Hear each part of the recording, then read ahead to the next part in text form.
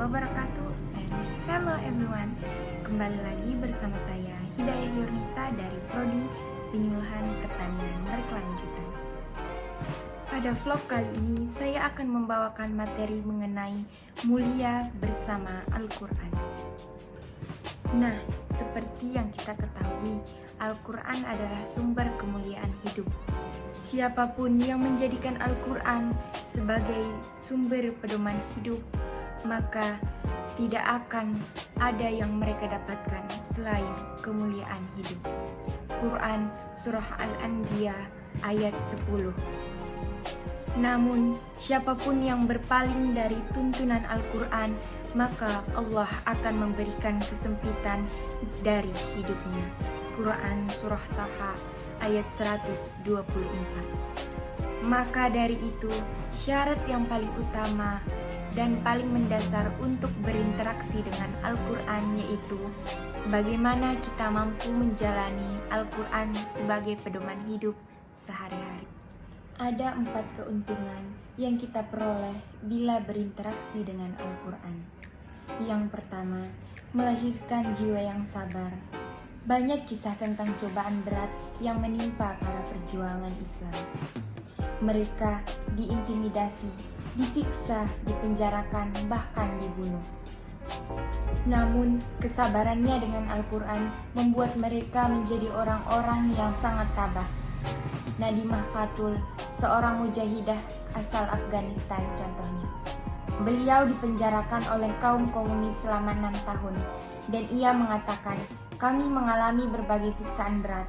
Namun membaca dan mengkaji Al-Quran membantu kami bersabar dan bertahan menghadapinya." Yang kedua, melembutkan hati. Seorang ulama mengatakan, sesungguhnya hati itu mengkristal sebagaimana mengkristalnya besi, maka lembutkanlah ia dengan Al-Quran. Yang ketiga, mengkokohkan hati. Difirmankan, dan sebuah kisah Rasul-Rasul kami ceritakan kepadamu Muhammad, agar dengan kisah itu kami teguhkan hatimu. Quran Surah Hud ayat 120. Yang keempat, sebagai nasihat dan obat tatkala hati sedih dan gundah. Allah Subhanahu wa Ta'ala berfirman, "Wahai manusia, sesungguhnya telah datang kepadamu nasihat dari Tuhanmu dan obat bagi yang ada di dalam dada, petunjuk serta rahmat bagi orang-orang yang beriman." Quran Surah Yunus ayat 57. Adapun cara-cara berinteraksi dengan Al-Quran. Hidup bersama Al-Quran adalah sebuah kenikmatan tiada tara. Lalu, bagaimana cara mendapatkannya? Langkah pertama adalah membacanya atau tilawah. Orang-orang yang telah kami berikan Alkitab kepada mereka senantiasa membacanya dengan sebenar-benarnya bacaan. Haqqut tilawah. Mereka itulah orang-orang yang beriman kepadanya. Quran Surah Al-Baqarah ayat 121.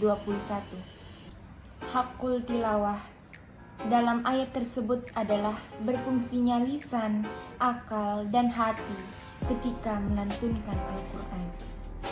Lisan berfungsi dengan baik ketika mampu mentartilkannya. Berfungsinya akal adalah dengan memahami isi ayat yang dilantunkan.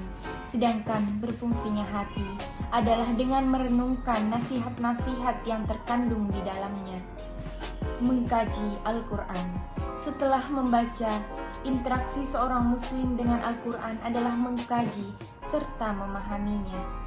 Hal ini tidak terlepas dari fungsi Al-Quran sebagai pedoman hidup. Quran Surah Al-Baqarah ayat kedua. Secara redaksional, Al-Quran diturunkan dalam bahasa Arab. Akibatnya, kita tidak bisa merealisasikan fungsi Al-Quran sebagai petunjuk bila Al-Quran hanya dibaca saja. Karena itu, memahami Al-Quran secara baik dan benar menjadikan kewajiban seorang muslim. Ada beberapa syarat yang ditetapkan para ulama agar tidak terjadi penyimpangan dalam menafsirkan Al-Quran. Di antaranya, yang pertama, memiliki akidah yang benar. Yang kedua, berisi dari hawa nafsu. Yang ketiga, Adil, yang keempat, memiliki pengetahuan bahasa Arab, sebab Allah Subhanahu wa Ta'ala menurunkan Al-Quran dalam bahasa Arab. Sekian vlog dari saya mengenai materi mulia bersama Al-Quran. Salah hilaf mohon dimaafkan. Wassalamualaikum warahmatullahi wabarakatuh, and see you.